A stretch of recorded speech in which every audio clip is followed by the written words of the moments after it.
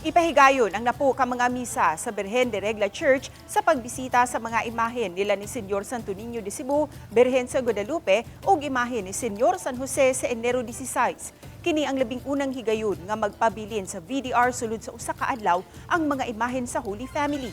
Ipahigayon sa alas 8 sa buntag ang welcome mass ug matag duha ka oras adunay mga misa nga ipahigayon ang mga pilgrim parishes nga sakop sa Vicariate. Human sa farewell mass sa alas 4 sa kadlawon sa Enero 17, daduna ang mga imahen sa Holy Family ngadto sa Naval Forces Central, diin manukad ang galyon nga ilang sakyan. Siradaan ang First Mactan-Mandawi Bridge sa mga motorista, sugod alas 5:30 sa kadlawon hangtod sa alas 8:30 sa buntag sa Enero 16. Sa maong mga oras, muagi ang mga imahen sa Holy Family gikan sa Dakbayan sa Mandawi. Lakip sa Siradaan ang mga daan paingon sa VDR nga naglakip sa GY De La Serna Street, P. Rodriguez Street, S. Osmeña Street, Lopez Haina Street ug BM Dimataga Street.